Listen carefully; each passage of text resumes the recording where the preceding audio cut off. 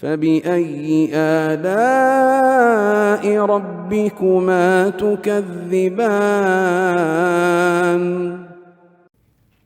Karena itulah setiap orang yang berbicara tentang usuluddin, pokok-pokok agama dan keyakinan yang disepakati, itu harus dia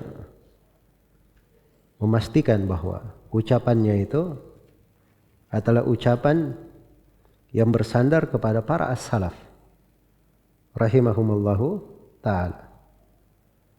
Ini dasar kaidah dalam pembahasan i'tiqad, dalam pembahasan akidah. Harus benar sanadnya itu bersambung kepada para as-salaf. Iya, karena ini ciri yang membedakan dia di atas sunnah atau di atas bid'ah. Kalau dia di atas sunnah, pasti ucapannya itu akan bersambung kemana?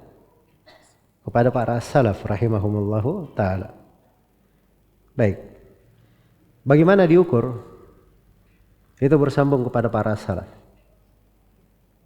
Ini harus dipahami ini. Bagaimana diukur bersambung kepada para as-salaf. Cara mengukurnya itu ada dua. Dia bersambung kepada as-salaf. Yang pertama, dia dapat nas dari para a'immah bahwa ini adalah hal yang disepakati oleh as-salaf. Disepakati oleh para as-salaf. Nah, ini umumnya buku-buku akidah konteksnya seperti itu. Terangkan bersambung, disepakati. Kayak Imam Al-Bukhari beliau meriwayatkan dari lebih 1000 orang gurunya, semuanya berkata hal yang sama. Abu Hatim dan Abu Zur'ah Ar-Razi berkeliling ke negeri-negeri yang ada dari negeri umat Islam. Mereka nukil kesepakatan, hal yang disepakati dari masa ke masa. Qutaibah bin Sa'id juga sama seperti itu. Imamul Muzani, setelah beliau dari Imam A'immat Syafi'iyah, setelah beliau menukil dari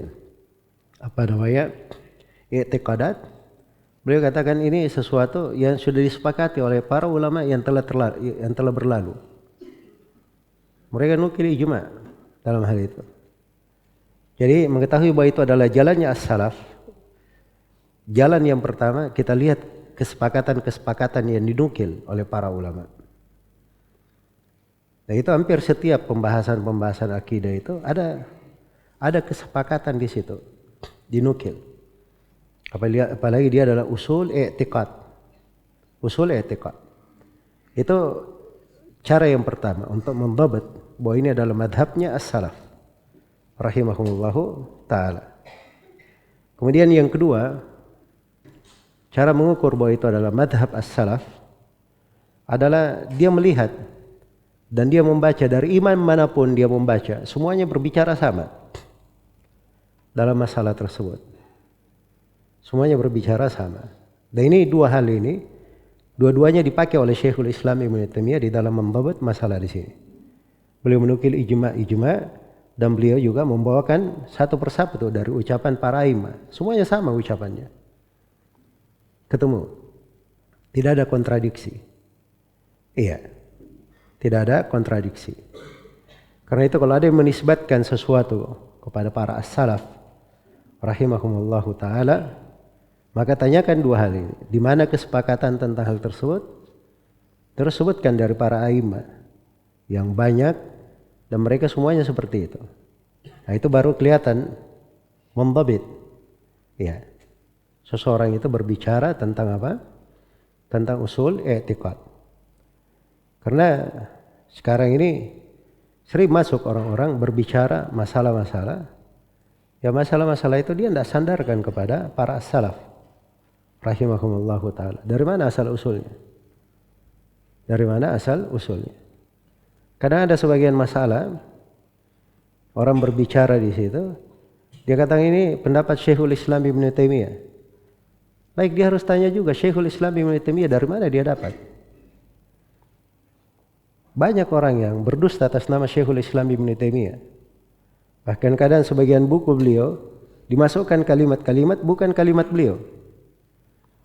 Tidak mungkin beliau mengucapkannya dalam hal tersebut. Nah, itu makanya kalau seorang punya kaidah maka dia akan jeli, bisa membabat ya sesuatu itu dia berasal dari mana, sumbernya dari mana. Paham? Dipahami ini? Ini dasar yang pertama. Beliau ingin menjelaskan tentang sanad. Itu orang kalau bicara tentang i'tiqad harus kelihatan. Dia tidak berbicara dari dirinya sendiri. Tapi itu dia ambil dari mana? Hal yang diyakini disepakati oleh para as-salaf.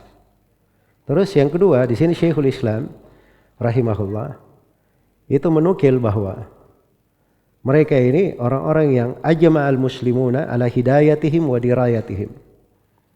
Ya, para sahabat, para aimatul huda, orang-orang yang disepakati. Mereka di atas hidayah dan mereka di atas apa? Diraya. Di atas diraya. Iya. Di atas diraya. Karena itu dinukil. Ini ijma ya. Penukilan ijma dari beliau. Dan ini bukan dari beliau saja. Ini banyak nukilan ijma. Mengambil dari as-salaf. Di antaranya Al-Bukhari rahimahullah. Beliau menukil lebih dari 1000 gurunya. Semuanya mengajari beliau untuk mengambil dari jalan as-salaf.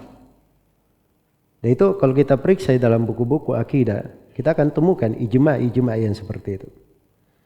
Makanya yang datang belakangan kayak Syekhul Islam, Ibnu Taimiyah atau sebelumnya Ibnu Qudamah, beliau berkata di dalam kitabnya Dhammut Ta'wil, kata beliau, faqad thabata wujubu ittiba'is salaf bil kitabi was sunnati wal ijma'.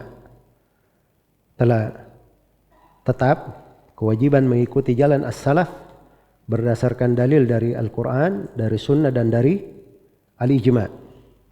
Jadi beliau menukil ijma' juga di dalam hal tersebut. Baik.